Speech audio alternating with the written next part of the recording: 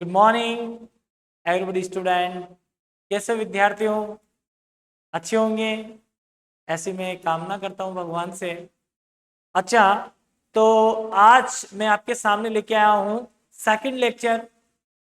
और second lecture जो हमारे पास में किस चैप्टर से है, तो हमारे पास में वो है इलेक्ट्रिक चार्जेस एंड फील्ड।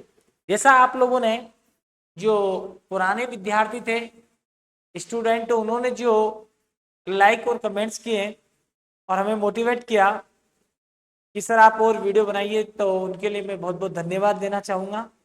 और जो बच्चे अभी इस प्रेजेंट टाइम में इस वीडियो को देख रहे हैं, उनको भी मैं बहुत बहुत आभार व्यक्त करना चाहूँगा कि इसे ज़्यादा से ज़्यादा लाइक करें, शेयर करें, ताकि जिन बच्चों के पास में शिक्षा, एजुकेशन नहीं पहुँच सके, वहाँ तक ये चीज़ पहुँचे। क्योंकि हम है जो जीरो टू हीरो बना देते हैं, मतलब बेसिक से चलते हैं और नीट और जेई जो लेवल है आप लोगों को, वहां तक आप लोगों को इस सीरीज में हम लेकर जाएंगे, टॉप मोस्ट के क्वेश्चन करवाएंगे। प्रेजेंट टाइम पे आपको अभी इंट्रोडक्शन चल रहा है चैप्टर का। इंट्रोडक्शन जैसे चल रहा है तो बेसिक फंडामेंटल के साथ चलता है, लेकिन आप जैसे लास्ट जब इसका आएगा, टॉपिक का जब एंड आएगा, तो आप लोग क्वेश्चन देखोगे कि हाँ, जबरदस्त यहाँ पे वाकई में लेवल से पढ़ाई की जा रही है। लेकिन ये उन विद्यार्थियों के लिए भी है जो विद्यार्थी जिनको फाउंडेशन, जिनका 11th में अच्छा क्लियर नहीं हुआ, तो जिनका अच्छा क्लियर नहीं हुआ तो उनको जब 12th पढ़ते हैं तो थोड़ा सा दिक्कत आती है, तो हम थोड़ा सा बेसिक से उनको लेकर जाते हैं। इसलिए निराश ना होइएगा और स्टार्ट कीजिएगा, तो हमारे साथ में जुड़िएगा लेक्चर 2 में। तो ये आपके पास में एक ऐसा इंस्ट्रूमेंट है, ऐसा एक्सपेरिमेंट दे रखा है कूलम्ब फ्लो का, जो प्रत्येक बच्चे को, प्रत्येक स्टूडेंट को इसके बारे में आना चाहिए। अच्छा, क्या है? तो देखो, बड़े मजेदार के साथ में मैं आपके साथ में विद एक्सपेरिमेंट इसे लेके आया, कूलम्ब्स लो। सबसे पहले हम एक्सपेरिमेंट के बारे में पढ़ेंगे। एक्सपेरिमेंट क्या है, कैसे इंस्ट्रूमेंट वर्क कर रहा है, तो मैं आप लोगों को बताता हूं, सुनिएगा। यहां पे हमारे पास में क्या है, ये जो चीज दे रखी है आप लोगों को, ये फोर्स मेजरमेंट की है। मतलब ये फोर्स को मेजरमेंट करके आप लोगों को यहां बताएगी, फोर्स मेजरमेंट करके आप लोगों को यहां बताएगी।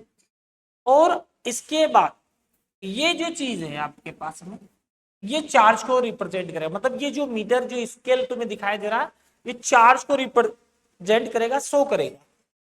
यहां पे आप लोगों के पास में ये दो होल्ड जा जो आपको मशीन के दिखाई दे रहे हैं, ये दो यहां पे अपन क्या रखेंगे, दो चार्ज पार्टिकल रखेंगे। दो चार्ज पार्टिकल अगर हमने रखे तो उनके बीच की जो डिस्टेंस है, इस डिस्टेंस को मैं कैसे कैलकुलेट करूंगा, तो इस डिस्टेंस को मैं यहाँ पे एक स्केल रख देता हूं, और इस स्केल की सहायता से, इसकी हेल्प से मैं यहाँ पे आर का मेजरमेंट करूंगा। तो क्या समझे आप लोग, क्या से क्या करने वाला हूं? सर ये वाला जो दे रखा है बॉक्स, ये शो करेगा चार्ज को, चार्ज के मैग्नीट्यूड को शो करेगा। जो आपको फर्स्ट दे रखा है, सेकंड जो है वो सेकंड वाले चार्ज को शो करेगा। और सर ये डिस्टेंस को शो करेगा। हाँ, और ये जो मशीन का ये पार्ट दे रखा है, ये इसके फोर्स को शो करेगा। मतलब ये इस प्रकार का एक इंस्ट्रूमेंट है जो फोर्स को एनालिसिस करता है और उसकी रीडिंग यहां शो करता है। हाँ सर, ये बात समझ में आ गई। ये इस प्रकार का इंस्ट्रूमेंट है कि यहाँ पे जो भी चार्ज आप लोगों ने पुट कर रखे या होल्ड कर रखे, उन चार्ज की रीडिंग बता देगा। कि जैसे कि यहाँ पे -2 और यहाँ +2 कूलम्ब्स आप लोगों ने क्या रखे हैं, दो चार्ज रख रखे हैं। यहाँ पे ये स्केल है जो रीडिंग के बारे में बता देगा। अरे सर, ये तो बहुत अच्छा सा सेटअप है। मतलब अब देखो, आप काम की बात यहाँ पे क्या है, तो हमारे पास में देखिएगा, सबसे पहली कंडीशन लेके चल रहा हूं मैं यहाँ पे, कि मैं डिस्टेंस जो है, उस डिस्टेंस को मैं क्या मान रहा हूं, तो मैं ये मान रहा हूं 4r। ये यहां से यहां तक की डिस्टेंस कितनी है, 4r। एक देख रहा है 1 2 3 एंड 4, 4r है। हाँ सर, ये बात समझ में आ गई। और चार्ज है मेरे पास -2 और +2। हाँ सर, ये भी सही है। तो हमारे पास में यहाँ पे जो फोर्स लग रहा है वो कितना होगा। फिर अगेन मैं फिर आपको बता रहा हूं, -2 यहाँ पे चार्ज है, जो फर्स्ट जो आपके पास में पॉइंट चार्ज रखा है उसका जो मैग्नीट्यूड है वो कितना है, -2 कूलम। सेकंड जो पॉइंट चार्ज है वो कितना है, 2 कूलम प्लस का। इन दोनों के बीच की डिस्टेंस कितनी है, 4r। अब मैं कह रहा हूं कि यदि आपके पास में 2 पार्टिकल्स रेड कंडीशन पे रखे हुए हैं, तो दो आपको पता है कि चार्ज में अपन ने पढ़े थे प्रॉपर्टी में कि लाइक चार्ज होते हैं वो एक दूसरे को रिपेल करते हैं और लाइक चार्ज एक दूसरे को अट्रैक्ट करते हैं। अट्रैक्शन फोर्स क्या होगा और रिपल्सन फोर्स क्या होगा। यहां पे देखिएगा अनलाइक चार्ज है, अनलाइक चार्ज एक दूसरे को अट्रैक्ट करेंगे तो इनके बीच में क्या लग रहा होगा, फोर्स। ये फोर्स कितना लग रहा है हम इस इंस्ट्रूमेंट के द्वारा इसे कैलकुलेट करने जा रहे हैं। अब देखो आप लोगों के पास में यहाँ पे क्या लिखा हुआ है, scientific law are the established based on the observation of the phenomena in all possible condition. All possible जितने भी कंडीशन पे उस पे अपन क्या देखेंगे, कूलम्ब्स लॉ को देखेंगे। Consider an experiment to establish the relation between the charge force and the distance. देखो यहाँ पे चार्ज फोर्स और डिस्टेंस के बीच में क्या रिलेशन है उसको कैलकुलेट करेंगे। Two charges are held in two force measuring machine. ये फोर्स को मेजरिंग करने वाली मशीन है जहां पे क्या रखे हुए हैं आपके पास में दो पॉइंट चार्ज रखे हुए हैं जिनको ये क्या कर रखा है, होल्ड कर रखा है। या अब देखिएगा यहाँ पे the magnitude of the charge and the distance between them is send and force observed recorded in each case. मतलब चार्ज को चेंज करें, डिस्टेंस को चेंज करें तो फोर्स क्या क्या है उस ऑब्जर्वेशन को अपन क्या करेंगे यहाँ पे देखेंगे। तो यहाँ पे देखिए इस मशीन से फोर्स कितना आता है, रेडी रेडी देखिएगा, देखिए क्या होता है। हाँ सर ये आया आपके पास में सेकंड, देखिएगा क्या है सर, मैंने यहाँ पे जो चार्ज है पहले कितना ले रखा था 2, उस 2 का कितना कर दिया सर डबल। जैसे मैंने डबल किया तो क्या हुआ, तो सर जो फोर्स था हमारे पास में वो फोर्स क्या हो गया 2F आ रहा है। कितना आ रहा है बेटा 2F। देखो डिस्टेंस कितनी है 1 2 3 4, तो ये तो 4 आ रही है। तो केवल आपने चेंज क्या किया, ओनली चार्ज। चार्ज क्या कर दिया सर, जो सेकंड चार्ज था उसको 2 टाइम्स कर दिया। अच्छा 2 टाइम्स कर दिया तो क्या हो गया सर, सेकंड चार्ज को यदि मैंने 2 टाइम्स कर दिया तो मेरा फोर्स भी क्या हो गया 2 टाइम्स हो गया सर। पहली रिकॉर्डिंग आई जो आप लोगों को यहां बता रही है -2 और +2, जस्ट इसके पहले वाली। तो सिंपल उन दोनों के फोर्स क्या लगे, हमने माना यहाँ पे लेट कि फोर्स कितना बताया उस मशीन ने F। अब हमने क्या किया सेकंड वाली इस कंडीशन में Q1 की वैल्यू -2 कूलम, Q2 की वैल्यू 4 कूलम। तो हमारे पास में फोर्स कितना आया, तो देखो ये मशीन ने कितना बताया 2F। 2F इसका मतलब क्या हुआ सर, इसका मतलब हुआ कि force is dependent on the charge. हाँ इसका मतलब सर अगर चार्ज को मैं जितने टाइम से बढ़ाता हूं, हाँ तो फोर्स भी उतना ही टाइम बढ़ जाता है क्या, मैंने कहा इसका मतलब तो एक यहां से कंक्लूजन निकला जा सकता है कि कौन सा, कि चार्ज जो होता है ना, हाँ वो डायरेक्टली प्रोपोर्शनल हो रहा है फोर्स के। इस बात से तो अभी तो यही है प्रोडक्ट की बात बात में, पहले तो यही है कि चार्ज पे डिपेंड कर रहा है। तो यहां पे मैंने एक बात लिखी कि फोर्स ये प्रोपोर्शनल का सही नहीं, यहाँ पे force is directly proportional to charge Q2 because आप लोगों ने देखो यहाँ पे इसको बढ़ाते 2 टाइम्स बढ़ गया फोर्स, इसका मतलब इस पे डिपेंड कर रहा है सर। ठीक है सर, सेकंड में आते हैं। हमने क्या किया सेकंड वाले में देखिएगा यहां पे सर जो फर्स्ट वाला है देखो यार 2F आ रहा है। अब मैं क्या करता हूं यहाँ पे कि -2 को ऑफ कर दिया मैंने। अब बताओ फर्स्ट जो चार्ज पहले कितना था 2F लग रहा था सर, इस एक्सपेरिमेंट में कितना जो फोर्स लग रहा है 2F लग रहा है सर। फिर आपने क्या कर दिया सर, इसमें से मैं अगर ये जो 2 कूलम्ब से दे रखा है इसका मैग्नीट्यूड आप कर दो तो क्या होगा सर, आप कर दिया, देखो मैंने इसका कितना कर दिया, आप कर दिया। अगर मैंने इसका आप कर दिया तो सर फिर क्या आया सर, अगर आपने चार्ज को आप कर दिया तो पहले से भी ये आप हो गया, मतलब पहले 2f था उसका आप कीजिए f ही तो होगा। इसका मतलब हमने कहा इस चीज के बारे में, यदि मैं बढ़ाता हूं मतलब इंक्रीज करता हूं तो फोर्स भी इंक्रीज होता है, और यदि मैं चार्ज को डिक्रीज करता हूं तो फोर्स भी डिक्रीज हो जाता है। इसका मतलब ये जो हमारे पास में चार्ज जो दे रखा है उसकी क्या है, डायरेक्टली प्रोपोर्शनल है। ये दो चीजें हमने यहां से फाइंड आउट कर ली, एक आप लोगों ने देखा और एक आप लोगों ने देखा इस चीज के बारे में, ये उसी को बता रहा है। यहाँ पे आपके पास में देखिएगा -2 कूलम्ब था उसका आप कर दिया और ये 4 का 4 रहा, तो केवल आपने चेंज किसको किया, फर्स्ट चार्ज को, और फर्स्ट चार्ज को करने पर क्या हो गया, अगर इससे आपने आप कर दिया तो बेटा फोर्स भी क्या हो गया आपका, आप हो गया। इसका मतलब हमने ये चीज भी बता सकते हैं यहाँ पे, तो एक आप लोग ये बता दिया यहाँ से। अब आगे वाली बात करते हैं, ये वाली देखो यहाँ पे अब मैं इसी को लेके जाता हूँ सेटअप को, ये सेटअप यहाँ पे गया, अभी फोर्स कितना लग रहा है एफ, सर हाँ एफ लग रहा है अभी। अब मैंने ये जो डिस्टेंस 4r थी उसका आप कर दिया, देखो बेटा यहाँ पे 1 और 2, तो 2r कर दिया यहाँ पे।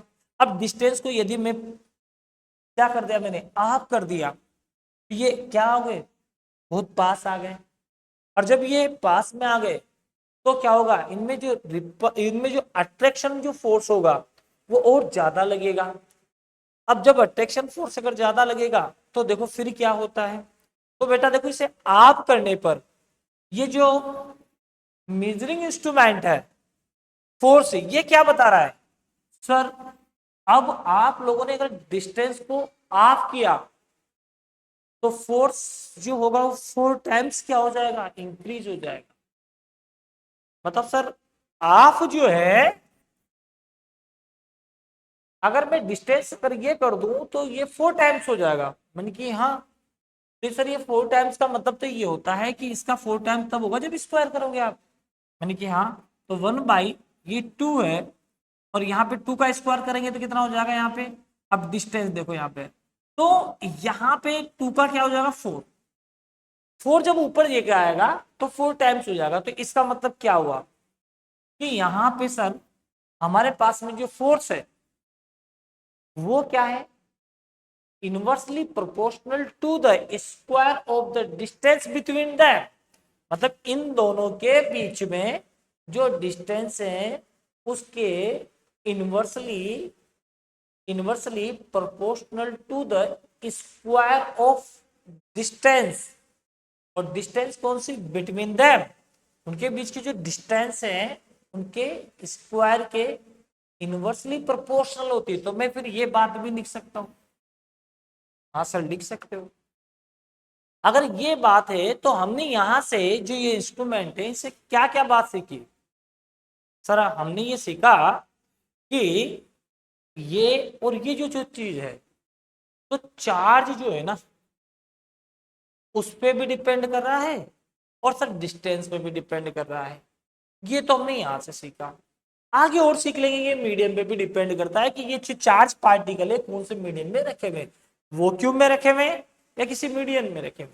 अगर मीडियम में रखे होंगे तो फिर अलग होगा, तो वो ये मीडियम पे भी डिपेंड करते हैं, अभी फर्दर आगे बात करेंगे। लेकिन अभी यहाँ ये तो पता चल गया कि सर ये चार्ज पे करते हैं और ये यहाँ पे करते हैं। तो क्या हुआ, तो हमारे पास में देखिएगा हमने ये बात सीखी कि फोर्स जो होता है Q1 Q2 के क्या होता है, डायरेक्टली प्रोपोर्शनल होता है, और क्या होता है, और जो डिस्टेंस होती है उनके बीच में उसके इनवर्सली स्क्वायर प्रोपोर्शनल होता है। अब एक बात बताओ, यहाँ पे ये दो चीजें हैं आपके पास में, ये चीज आप लोगों ने अभी एक्सपेरिमेंट में कैलकुलेट कर ली, equation number first, equation number second, equation number third. अगर मैं तीनों को कंबाइंड में लिखना चाहूं तो क्या लिखूंगा, तो सर आप लिखोगे F directly proportional to the Q1 Q2 और क्या कर दूंगा आर स्क्वायर। ये जो मैंने लिखा है ये इन्हीं को रिप्रेजेंट करता है। देखो यहाँ पे Q1 डायरेक्टली प्रोपोर्शनल है, Q2 भी डायरेक्टली प्रोपोर्शनल है और R inversely square of the distance क्या है, प्रोपोर्शनल है। तो देखो यहाँ पे इनवर्सली स्क्वायर ये है आपके पास में प्रोपोर्शनल, तो इनको मिला के जब मैं यहाँ लिखता हूं तो ये प्रोपोर्शनल जो यहाँ पे साइन दे रखा है, जब मैं इसे हटाता हूं तो क्या आता है, यहाँ एक प्रोपोर्शनली कांस्टेंट आता है जिसे अपन बोलते हैं के, और यहाँ आ जाएगा Q1 Q2 upon R square. ये जो फोर्स आ रहा है, तो ये जो फोर्स है आपके पास में, ये तीनों मिलाकर इक्वेशन इस प्रकार का फॉर्मेट बना देगी, जहां के क्या है आपके पास में, जहां पे ये आपके पास में जो के है वो है कूलम्ब कांस्टेंट। इस कूलम्ब कांस्टेंट जो है या प्रोपोर्शनली कांस्टेंट है, इसकी वैल्यू अभी आगे आपको देखने को मिलेगी 9 इंटू 10 की पावर 9 होता है। और अब यहां क्या लिखा हुआ है, तो देखो यहां पे more observation of the experiment the force is always along the in joining the charges. इसका मतलब क्या होता है, ये फोर्स है ना, इन दोनों को ज्वाइन करने वाली जो लाइंस होगी उनके अलोंग लगेगा फोर्स, या तो ऐसे लगेगा या फिर ऐसे लगेगा, मतलब इस लाइन पे ही लगेगा। ऐसा नहीं कि फोर्स इस डायरेक्शन में अगर यहां लग रहा है तो ऐसे लग जाए ना, ऐसे नहीं लगने वाला। फोर्स ज्वाइनिंग जो लाइन है उसके अलोंग ही लगेगा। एक चीज ये सीखने को मिली। आगे देखो, magnitude of the force is equal on both charges. तो देखो आपके पास में जो मैग्नीट्यूड ऑफ फोर्स है वो दोनों जो चार्ज है उस पर डिपेंड कर रहा है कि नहीं कर रहा, हाँ जी कर रहा है। आगे चलते हैं, हाँ जी हमारे पास में यहाँ पे जिन बच्चों को भी 11, 12 NEET, CUET, English medium, Hindi medium जिनके नोट्स सही हैं वो इस एप्स को डाउनलोड करके फ्री ऑफ कॉस्ट ले सकता है। ठीक है, मैं आपको एक बात समझाना चाहता हूं, मंजिल उन्हीं को मिलती है, मंजिल उन्हीं को मिलती है जिसके सपनों में जान होती है, मंजिल उन्हीं को मिलती है जिनके सपनों में जान होती है।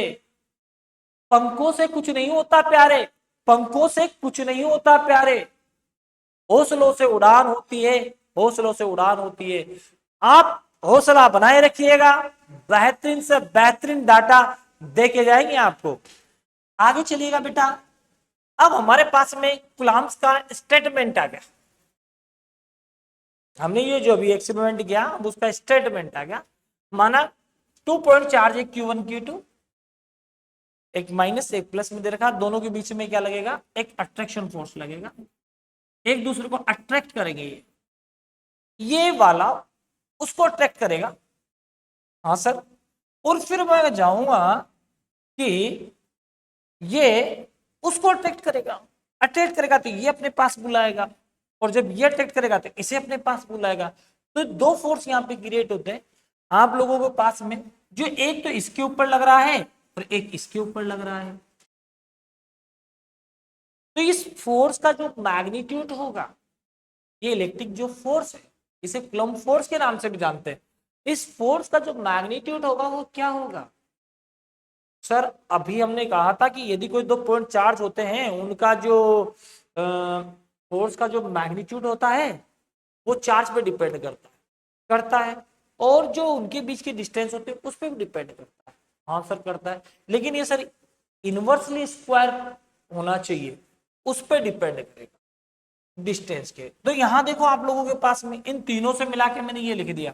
अच्छा यहाँ क्या लिखा हुआ है, यहाँ मैग्नीट्यूड F12 ऐसा लिखा हुआ है। इसका मतलब समझिएगा, मतलब force on the first point charge due to second point charge, मतलब जो सेकंड चार्ज है आपके पास में उसके कारण से जो आपके पास में फर्स्ट जो चार्ज है उस पर लगने वाला फोर्स, मतलब इसके कारण से इस पर इसे अट्रैक्ट करेगा, हाँ करेगा। तो एक बात बताओ, ये इस पर फोर्स अप्लाई करेगा, इस पे करेगा इस पे लग रहा है तो इसको बोलते हैं F1। किसके कारण से? इसके कारण से, तो यहां लिखेंगे 2। अब यहां पे आप लोगों ने लिखा, मतलब क्या बोला कि force on the Q1 charges due to the Q2, तो ये अपनी ओर इसे अट्रैक्ट करेगा। सेम ऐसा का ऐसा ही इसके लिए भी है। अब बताइए, इस पे फोर्स लग रहा है Q2 पे, तो यहां पे लिखूंगा मैं 2 पे लग रहा है। अच्छा, कौन लग रहा है? Q1। Q1 क्या करेगा? अट्रैक्ट करेगा सर, तो इसकी डायरेक्शन इस डायरेक्शन में होगी, तो 1। तो मतलब यहाँ पे इसको आपको रिप्रेजेंट करने का तरीका भी आना चाहिए कि कौन किसके कारण से कैसे लग रहा है फोर्स, है ना। हमने दोनों लगा दिया। एक बात और बता देते हैं, इन दोनों का जो मैग्नीट्यूड होता है, मतलब दोनों की जो स्ट्रेंथ होती है पावर की, दोनों की बराबर होती है। दोनों की पावर बराबर की होती है, magnitude are equal, but in opposite direction, लेकिन ये एक दूसरे के अपोजिट डायरेक्शन में होते हैं। और ये F12 किस पे लग रहा है सर? जो आपके पास में फर्स्ट पॉइंट चार्ज दे रखा है Q1, उस पे लग रहा है। ये किस पे लग रहा है? F21। सर ये Q2 पे लग रहा है। तो इसका मतलब ये जो फोर्स लगते हैं, ये फोर्स डिस्टिंक्ट पॉइंट चार्ज पे लगते हैं, मतलब अलग अलग चार्ज पे लगने वाले फोर्स होते हैं। और इनके जो मैग्नीट्यूड होता है इनका, लेकिन वो सेम होता है। और ये दोनों जो होते हैं अपोजिट डायरेक्शन में होते हैं। अब इन दोनों का जो होता है, हमने इस कंक्लूजन से क्या निकाला कि मैग्नीट्यूड अगर मैं निकालूं तो हमें यहां पे क्या आएगा? तो अभी मैं आप लोगों को बता रहा था कि F बराबर में के Q1 Q2 upon are square. अच्छा, मैं यहां अगर एरो लगाऊं तो मुझे यहाँ पे ये वेक्टर क्वांटिटी है, और मुझे फिर यहाँ पे क्या लिखना चाहिए? इसका यूनिट वेक्टर लिखना चाहिए। लेकिन अगर मैं नहीं लगाऊं, अगर मैं यहाँ पे नहीं लगाता, अगर मैं यहाँ पे नहीं लगाता, तो फिर ये क्या है? ये सिंपल सा सर, ये मैग्नीट्यूड को रिप्रेजेंट करेगा। तो मैं चाहे ऐसे रिप्रेजेंट करूं या ऐसे रिप्रेजेंट करूं, बात बराबर ही है भैया। अब के Q1 Q2 upon are square, ये चीज मैंने लिख दी। यही चीज यहाँ पे लिखी हुई, जहां पे के क्या है? तो मैं प्रोपोर्शनलिटी कांस्टेंट है, प्रोपोर्शनलिटी कांस्टेंट है, या इसे कूलाम्ब कांस्टेंट के नाम से भी जानते हैं। कूलाम्ब कांस्टेंट है, और जिसकी वैल्यू कितनी होती है ये दे रखी है आप लोगों को, 9 × 10⁹ newton into metre square upon coulomb square, ये होता है। अच्छा, ये वैल्यू किसके लिए होती है? जब ये जो है फ्री स्पेस में रखे हो। कहां रखे हो बेटा? फ्री स्पेस में रखे हो। हाँ, ये फ्री स्पेस में रखे हो। अगर किसी मीडियम में रखे होंगे तो फिर मान जो के होगा उसका चेंज होगा, के की वैल्यू चेंज होगी। ये जो फॉर्मूला आप लोगों को दे रखा है यहाँ पे देखिएगा ध्यान से, एप्सिलॉन जीरो, मतलब it is a permittivity, electric permittivity for vacuum. और इलेक्ट्रिक परमिटिविटी जो होती है वो होती है 8.86 इंटू 10⁻⁹ यहाँ पे देखो coulomb square into newton metre square, तो यहाँ देखो 8.85 into 10⁻12 coulomb square upon newton into metre square, इसे बोलते हैं इलेक्ट्रिक परमिटिविटी। अगर मीडियम की होगी तो फिर मैं उसे बोलूंगा एप्सिलॉन एम। और फिर उस समय जो फॉर्मूले में मैं पुट करूंगा, तो बेटा उस समय में फॉर्मूले में ये पुट करूंगा एफ बराबर में 1/4 पाई। अब एप्सिलॉन जीरो की जगह एप्सिलॉन एम लिखूंगा, क्योंकि मीडियम में है। अभी ये मीडियम के लिए ऐसा लिखना पड़ेगा। और वही Q1 Q2 चार्ज अपॉन क्या होगा? R square. अब एप्सिलॉन एम जो है, जब एप्सिलॉन एम है, इस एप्सिलॉन एम को अगर मैं निकालूं तो कैसे निकालूंगा? तो देखो epsilon R relative permittivity, relative permittivity, या इसे डाइलेक्ट्रिक कांस्टेंट के नाम से भी जानते हैं, डाइलेक्ट्रिक कांस्टेंट के नाम से भी जानते हैं। और ये क्या होता है डाइलेक्ट्रिक कांस्टेंट? तो dielectric constant is the ratio of the medium permittivity and vacuum permittivity. अब मैं इसको इससे मल्टीप्लाई कर दूं तो यहाँ पे एप्सिलॉन एम बराबर में कितना आ जाएगा सर? ये आ जाएगा एप्सिलॉन एम बराबर में मेरे पास में एप्सिलॉन आर एप्सिलॉन जीरो। फिर सर मैं यहाँ एप्सिलॉन एम की जगह क्या लिख दूंगा? तो देखो, मैं अगर एप्सिलॉन एम की जगह अगर मैं यहाँ लिखना चाहूंगा तो देखो मैं क्या लिखूंगा। अगर मैं यहाँ पे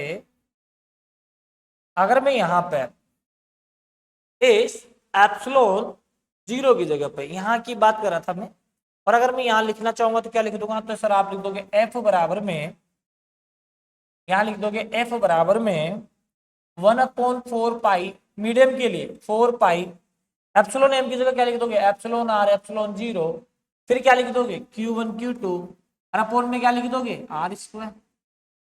एक बात बताइए, ये m की जगह लिखा, मैं यहां से एप्सिलॉन आर को बाहर निकाल देता हूं और यहां पे लिख देता हूं मैं 1/4 pi epsilon zero Q1 Q2 upon में आर स्क्वायर।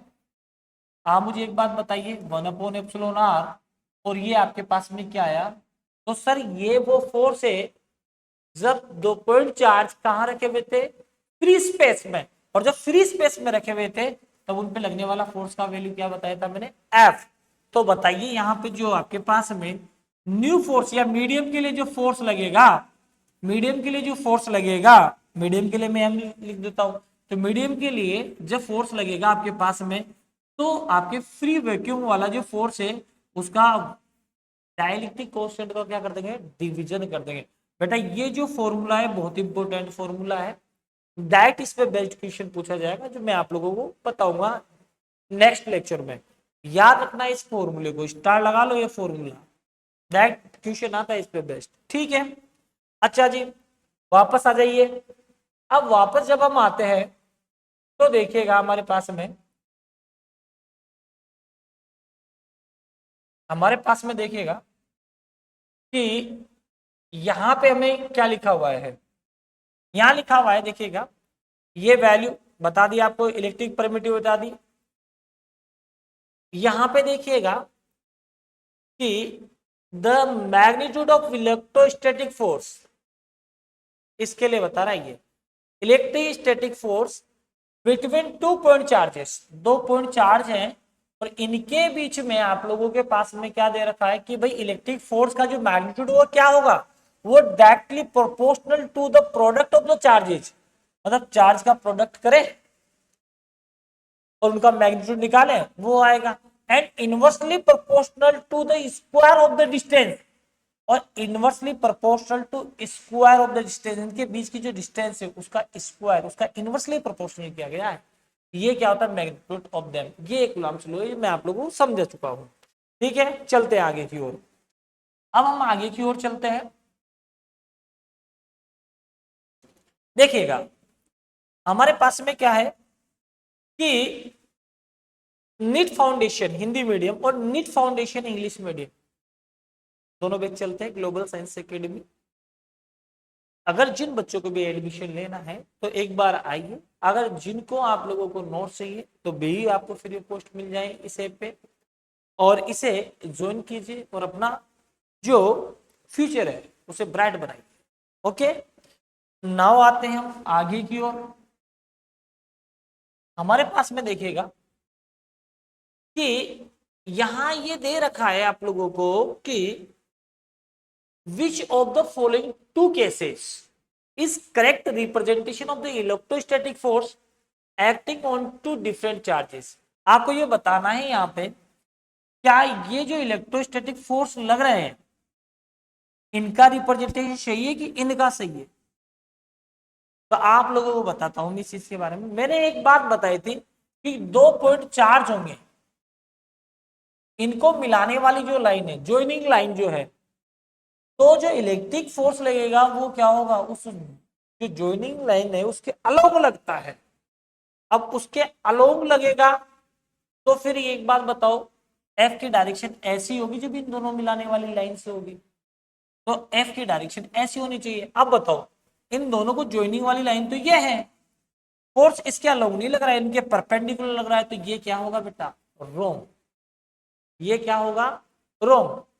तो सर अगर ये रोंग होगा तो फिर क्या होगा, देखो क्या लिखा हुआ है यहां पे देखिएगा, दो क्या है आपके पास में पॉजिटिव चार्ज, जब दो पॉजिटिव चार्ज हो जाएंगे तो एक दूसरे को क्या करेंगे रिपेल करेंगे। सर अगर दो पॉजिटिव चार्ज एक दूसरे को रिपेल करेंगे तो अब देखिएगा इस पे फोर्स लग रहा है सर Q2 पे फोर्स लग रहा है, तो F2 किसके कारण से लग रहा है 1 के कारण से, तो F2 1। अब बताओ रिपल्सन फोर्स होगा तो ये अपनी ओर अट्रैक्ट नहीं करेगा, ये इसे रिपेल करेगा। इसको इस पर फोर्स लग रहा है किसके कारण से Q1 के कारण से, मतलब the force is acting on Q2 due to Q1। इसे अट्रैक्ट करेगा, रिपेल करेगा, रिपेल करेगा, तो रिपेल करेगा तो ये डायरेक्शन में ऐसी होगी। सेम ऐसी कैसे अगर मैं बात इसके लिए करूं तो एक बार बताओ, Q1 पे लगा फोर्स तो F1, किसके कारण से लगा, इसके कारण से, तो 2 लगा दिया यहाँ पे। अब बताओ ये प्लस ये भी प्लस, तो ये इसको अट्रैक्ट करेगा या रिपेल करेगा, सॉरी इसे रिपेल करेगा। तो देखो यहाँ पे due to second charge on Q1, यहां पे क्या होगा Q2 due to Q1 charge. ये फोर्स की डायरेक्शन, बेटा ये फोर्स की डायरेक्शन आप लोगों को आनी चाहिए। ये बहुत से बच्चों को ये पता नहीं होता कि फोर्स की डायरेक्शन कैसे लग रही है, वो रिपेल कर रहे हैं या अट्रैक्ट कर रहे हैं। अच्छा, और इन दोनों को चार्ज को मिलाने वाली लाइन यही है कि नहीं है, तो अलोंग जो इलेक्ट्रोस्टैटिक फोर्स होगा वो किधर एक्ट करता है, अलोंग द जॉइनिंग लाइन। तो ज्वाइन करने वाली जो लाइन है उसके अनुसार ही तो लग रहा है, तो ये इसका क्या होगा, करेक्ट रिप्रेजेंटेशन होगा। तो क्या लिखा हुआ है देखो यहाँ पे केस पे, in case the force are action and reaction.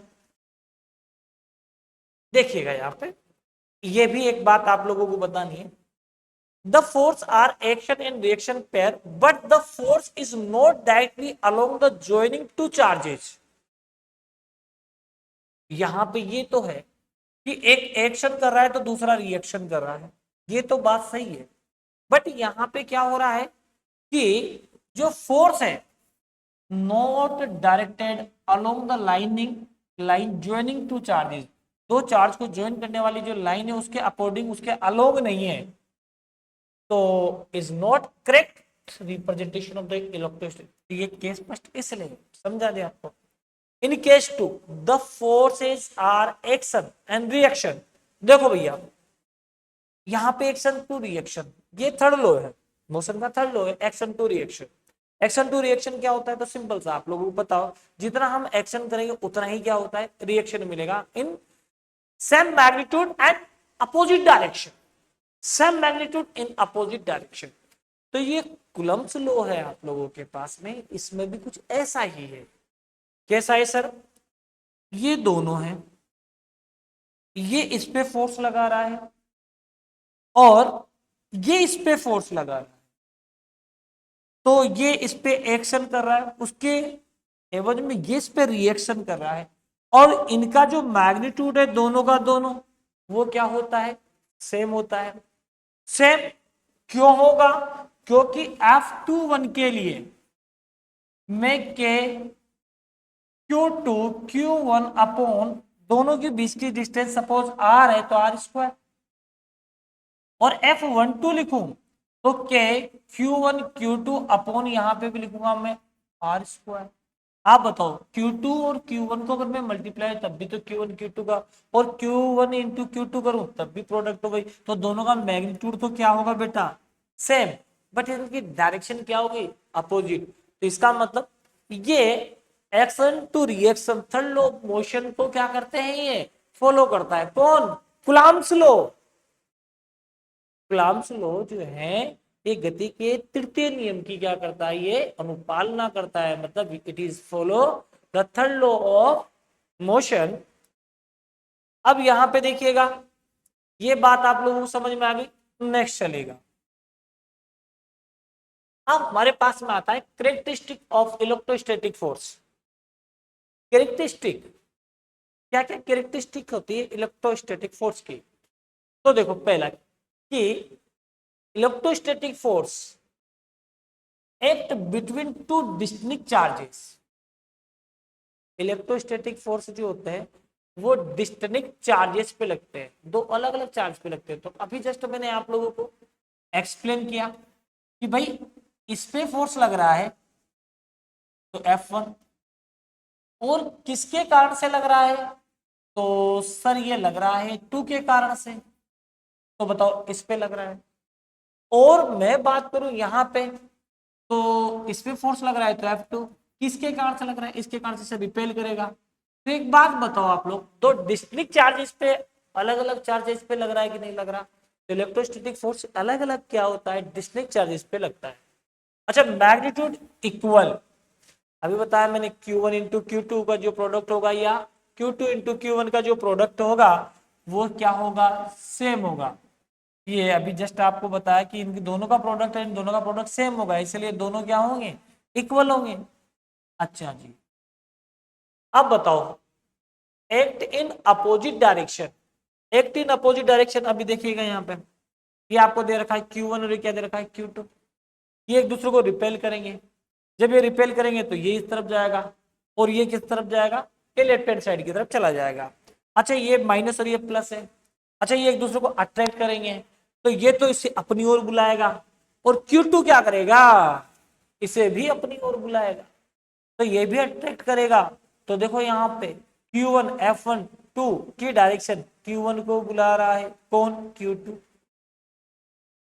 यहां पे देखिएगा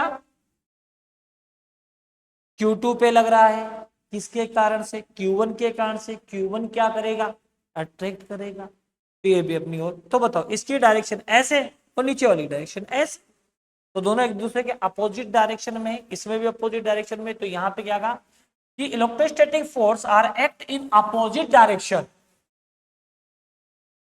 अच्छा electrostatic force and action reaction. देखो अभी मैंने आप लोगों को थर्ड लॉ ऑफ मोशन की बात करी थी कि जितना एक्शन होता है उतना ही क्या होता है इसमें, reaction.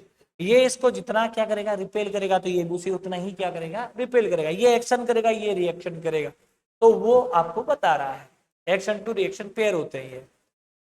Electrostatic force also called the centre force. ये क्या होता है, एक सेंटर फोर्स होता है। Act along the lining joining the charges, और ये जो लाइन ज्वाइन करते हैं उसके अकॉर्डिंग लगता है, अलोंग लगता है।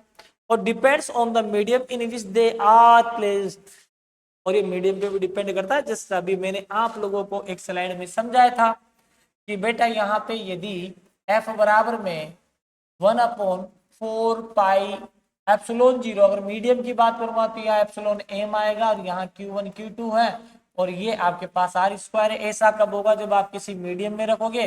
तो जैसे कि सपोज ये मीडियम है और इस मीडियम में आप लोगों ने क्या रखा है, दो चार्ज रख रखे हैं, इन दोनों की डिस्टेंस कितनी है, आर है, और इसका डाइलेक्ट्रिक कांस्टेंट आर है, एप्सिलॉन आर है। तो बेटा तब ये लगाएंगे, तब ये वाला केस लगा। और डायरेक्ट इसका मैंने फॉर्मूला बता दिया आप लोगों को, क्या बताया बताइए कि इस समय जो फोर्स लगेगा इसका एफ डेस, उसकी वैल्यू कितनी होगी, तो आप बताओगे F upon epsilon R. Direct बता दोगे एप्सिलॉन आर से मल्टीप्लाई कीजिए, इसे कैलकुलेट करते ही ये चीज आ जाएगी। तो क्या बात समझ में आई आप लोगों को। अच्छा जी, अब आगे की ओर चलते हैं। अगर आप लोगों को यहाँ पे नोट्स अगर चाहिए आप लोगों को कॉन्टेक्ट व्हाट्सएप के थ्रू, तो आप इस नंबर पे क्या कर सकते हो बेटा, व्हाट्सएप मैसेज कर सकते हो, कांटेक्ट कर सकते हो, और फ्री ऑफ कॉस्ट नीट के हो, बायोलॉजी के हो, केमिस्ट्री के हो, फिजिक्स के हो, परचेज कर सकते हो। ओके चलो आगे बात करते हैं। आगे हम बात करेंगे यहाँ पे कि कूलम्ब्स जो लॉ के अंतर्गत हमारे पास में एक बात आती है, और वो कौन सी आती है, तो देखिएगा यहाँ पे कि सपोज हमारे पास 2 पॉइंट चार्ज है। हाँ सर है, 2 पॉइंट चार्ज है Q1 Q2, इन दोनों के बीच की डिस्टेंस आर है। इनके बीच में लगने वाला जो फोर्स है, इन दोनों के बीच में लगने वाला जो फोर्स है वो सपोज कीजिएगा आप लोगों के पास F है। इन दोनों के बीच में लगने वाला जो फोर्स है वो क्या है, आपके पास में F है। ठीक है सर, तो क्या होगा, तो ये जो फोर्स है, अगर मैं कोई अदर चार्जेस अगर मैं यहां लेके आऊं इसके पास में, तो क्या इन दोनों के बीच का जो फोर्स का जो मैग्नीट्यूड है, क्या इसमें वेरिएशन आ जाएगा, नो इसमें कोई वेरिएशन नहीं है। ये पास में आ जाएगा, तो ये इसको रिपेल करेगा अगर ये भी पॉजिटिव चार्ज होगा तो, और ये से रिपेल करेगा। तो इन दोनों के बीच में अगर कुछ जो फोर्स पहले लग रहा था उसमें कुछ वेरिएशन, कुछ डिफरेंस कुछ नहीं आने का, यही चीज लिखी हुई देखो यहाँ पे, electrostatic force of interaction between two charges. दो चार्ज है, उनके बीच में लगने वाला जो इंटरेक्शन जो फोर्स है F12 या F21 इज इंडिपेंडेंट, वो इंडिपेंडेंट है ऑफ द प्रेजेंस या एब्सेंस ऑफ अदर चार्जेस की कोई अदर चार्जेस है, चाहे वो प्रेजेंस हो चाहे वो एब्सेंस हो, उस पर कोई डिपेंडेंसी नहीं होती इन दोनों के बीच में इंटरेक्शन ऑफ फोर्स। ठीक है, गोट इट। आगे चलो, अब हमारे पास में बात करें यहाँ पे, अच्छा ये क्या लिखा हुआ है, ये चीज क्या लिखी हुई है, तो देखो यहाँ पे इन दोनों के बीच में लगने वाला फोर्स इक्वल होता है। अच्छा अगर ये इसका है तो इसे भी अट्रैक्ट करेगा, इसे रिपेल करेगा, तो इनके कारण से जो फोर्स लगेगा तो इस पे कोई इफेक्ट नहीं पड़ेगा। ये समझ में आई बात, ये फिर भी बराबर ही होंगे। आगे चलो भैया, यहाँ क्या लिखा हुआ है, example consider the charge as shown in the figure, देखा दिखाया गया है। तो यहाँ पे क्या, electrostatic force between a pair of charges remain the same even if any charge is added या रिमूव फ्रॉम देयर सराउंडिंग। अभी जस्ट ये आप लोगों को बताया कि यदि किसी दो चार्ज पार्टिकल दे रखे उनके बीच में लगने वाला जो अट्रैक्शन या रिपल्सन जो फोर्स होता है वो क्या होता है, यदि वहां पे किसी अदर चार्ज को रिमूव कर दे जाए वहां से या कोई अदर चार्ज वहां पे लेके आ जाए तो उससे कोई फर्क नहीं पड़ेगा इन दोनों के बीच में। ये आप लोगों को बात याद रखनी है। आगे चले, आगे देखिएगा भैया जी, आगे क्या लिखा हुआ है, आगे इंपोर्टेंट बात देखो आप क्या लिखा हुआ है कि इलेक्ट्रोस्टैटिक ए कंजर्वेटिव फोर्स फील्ड, मतलब कंजर्वेटिव फोर्स होता है इलेक्ट्रोस्टैटिक फोर्स। अच्छा कंजर्वेटिव फोर्स किसे कहते हैं, कंजर्वेटिव फोर्स उसे कहते हैं it is does not the depend on the path, कि किस रास्ते से चार्ज जा रहा है किस रास्ते से आ रहा है उस पर डिपेंड नहीं करता।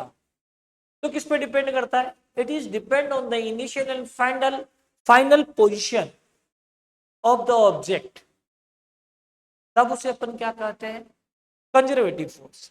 तो यहाँ पे देखो कंजर्वेटिव फोर्स ऑफ फील्ड, दस the work done, work done का मतलब एनर्जी है यहाँ पे या फोर्स ही है, तो work done by this force is independent of the path followed, किस किस पाथ को फॉलो करके आया है इस पे निर्भर नहीं करेगा। सपोज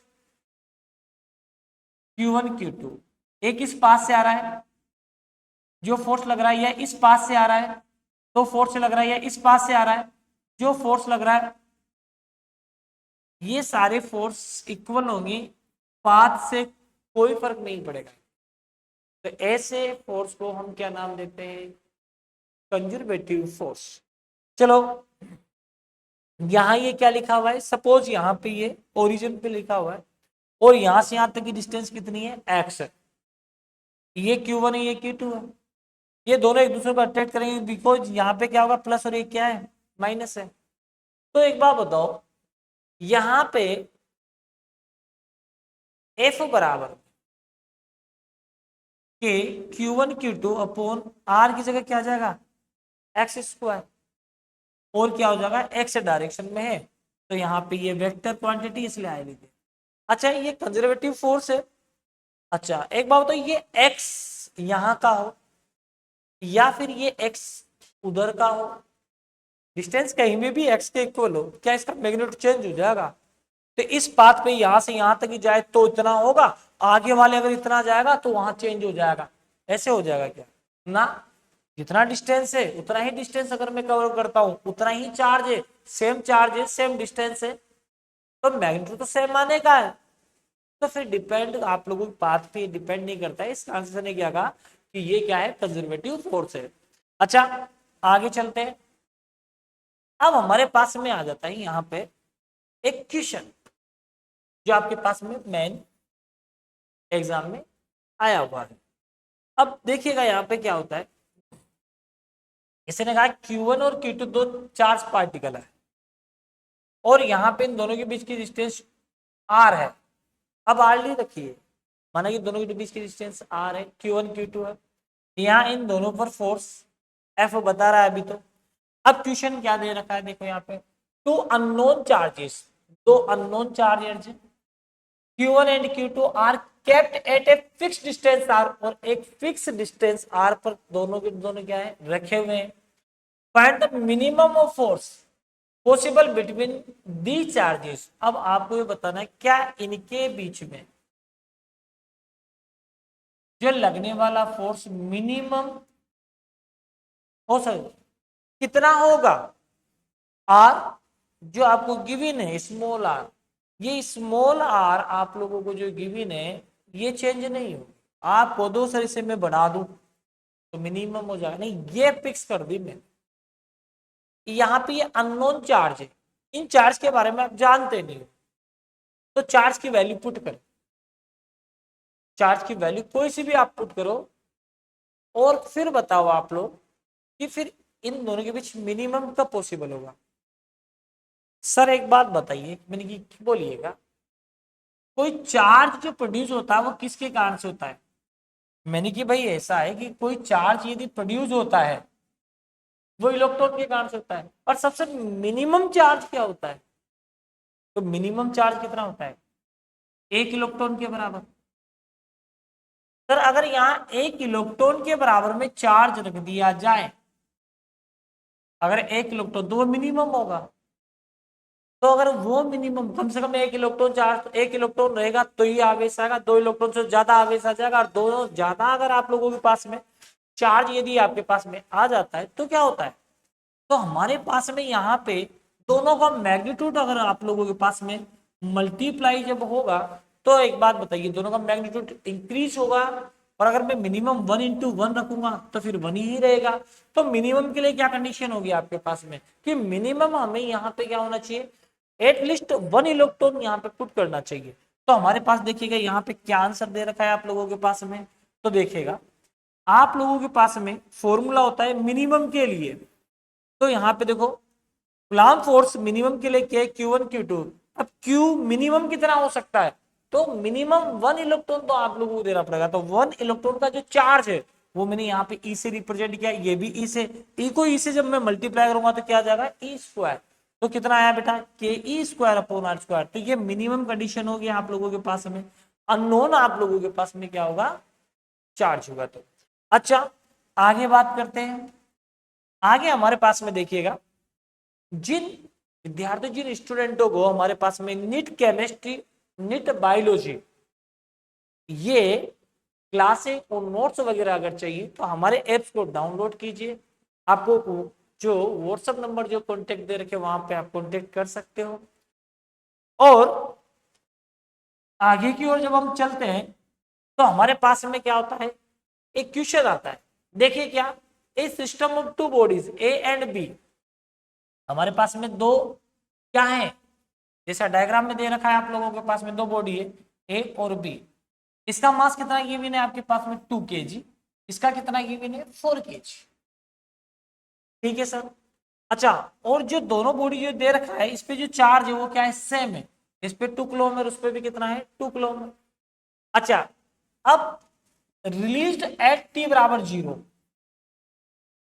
ये कब रिलीज होते हैं, टी बराबर 0 पर। तो यहाँ पे देखिएगा a system of two bodies A and B of mass 2 kg 4 kg respectively have equal charge 2 coulomb on them, मतलब 2 कूलम्ब इनके ऊपर चार्ज है। Find the speed of A 80 second, हमें ए की स्पीड चाहिए 80 second if the speed of the B 20 metre per second at the instant, अगर इस T time पर यदि बी जो आपके पास बॉडी है उसकी स्पीड कितनी दे रखी है 20 मीटर पर सेकेंड। अब आप एक बात बताइए इस चीज के बारे में, हाँ सर बोलिएगा। मैं एक बात बताना चाह रहा हूं आपको पास में, आप एक फोर्स लगा रहे हो यहाँ पे, हाँ सर लगा रहे हैं, दोनों एक बात बताओ सेम है कि नहीं है, हाँ सर का मैग्नीट्यूड सेम है सर। अगर दोनों का मैग्नीट्यूड अगर सेम है तो दोनों पर जो इंट्रैक्शन फोर्स लगेगा वो दोनों इक्वल होंगे कि नहीं होंगे, हाँ सर इक्वल होंगे। अगर ये दोनों अगर इक्वल होते हैं तो फिर बताइए आप लोग इस चीज के बारे में, अगर फोर्स हमारे पास में इक्वल होगा तो इसका वेट कितना है, सर ये तो हैवी है, इसका जस्ट कितना है सर ये हाफ है। आप मुझे बताइए इस चीज के बारे में, अगर आप फोर्स लगाते हो किसी हैवी ऑब्जेक्ट को और किसी लाइट अगर ऑब्जेक्ट को लगाओगे तो ज्यादा दूर कौन जाएगा, आप ऑब्वियसली बताते हो सर हमारे डेली लाइफ में अगर बॉडी को अगर हम लाइट ऑब्जेक्ट को यदि फोर्स लगाते हैं तो सर वो ज्यादा दूर जाएगा, हैवी तो कम जाएगा ड्यू टू द इनर्शिया।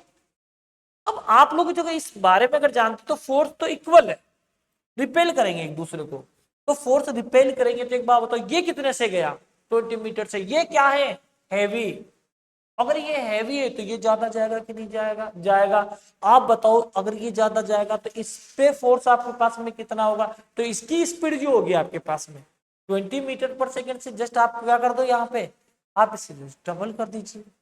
अब जस्ट डबल कर दो क्योंकि ये लाइट है ज्यादा स्पीड से जाएगा, तो यहाँ पे आपके पास में कितना आएगा 40। अब देखो ये मेंस में क्वेश्चन आया, बोर्ड एग्जाम में क्वेश्चन आया, सिंपल सा ऐसे आंसर बता दिया, लेकिन फिजिक्स के अकॉर्डिंग अगर अपन देखते हैं इस क्वेश्चन को तो देखो कैसे बताएंगे, हम बताएंगे इस चीज के बारे में कि जब ये रेस्ट कंडीशन में होगा तो दोनों जो बॉडी है वो रेस्ट कंडीशन में, तो इनका लीनियर मोमेंटम कितना होगा, तो लीनियर मोमेंटम कंजर्वेशन लॉ के थ्रू जब हम इसे देखते हैं तो लीनियर मोमेंटम जो कंजर्वेशन है वो कांस्टेंट होता है सर। हाँ, तो जब एक बात बताओ जब ये रेस्ट कंडीशन पे होता है तब यहाँ पे वेलोसिटी कितनी होगी सर, इसकी वेलोसिटी तो फिर 0 होगी। तो एक बात तो लीनियर मोमेंटम होता है क्या है P बराबर में mv, हाँ सर ये बात सही है।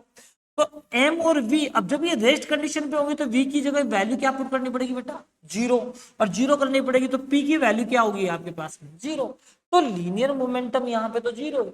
तो बेटा जब ये रेस्ट कंडीशन पे ये भी रेस्ट कंडीशन में, तो इनिशियल कंडीशन में all body all the system का लीनियर जो मोमेंटम है वो क्या होगा सर 0 होगा।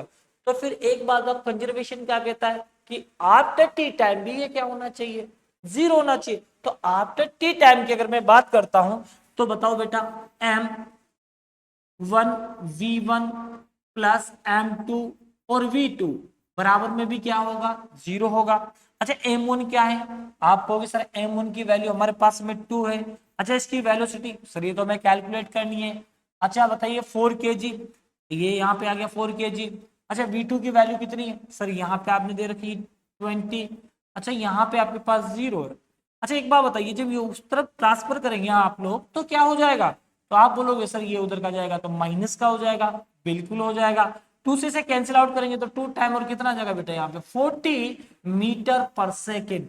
अब बताओ यहाँ v1 की जो वैल्यू आप लोगों ने कैलकुलेट करी है माइनस के 40 मीटर पर सेकेंड, इसमें माइनस की डायरेक्शन क्या है, माइनस इसलिए बताया कि जब वो इस डायरेक्शन में लग रहा है v2 तो उसके जस्ट अपोजिट डायरेक्शन में लगेगा v, अपोजिट डायरेक्शन को बता रहे हैं माइनस, और इसकी मैग्नीट्यूड कितना होगा तो इसका होगा 40 मीटर पर सेकेंड। तो बेटा आप लोगों के पास में यहाँ पे यही चीज बता रखी है मोमेंटम कंजर्वेशन क्या होता है, it is a very important. यहाँ पे इनिशियल जो मोमेंटम है वो क्या होता है equal to final linear momentum के, इसको अपन क्या बोलते हैं, इसे बोलते हैं लीनियर मोमेंटम कंजर्वेशन लॉ। तो हमारे पास में ये क्वेश्चन, बात समझ में आई। चल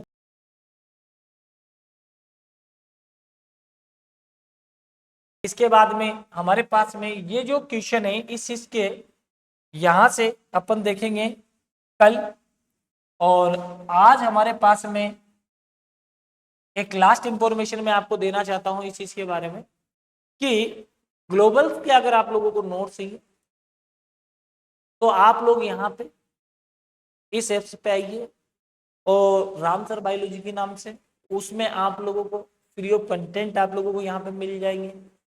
इस जो आपके पास में दे रखे हैं CUET, NEET, JEE 11, 12 biology, chemistry, physics, all notes Hindi medium और इंग्लिश मीडियम, ये सारे के सारे नोट्स आप लोगों को यहाँ पे अवेलेबल हो जाएंगे।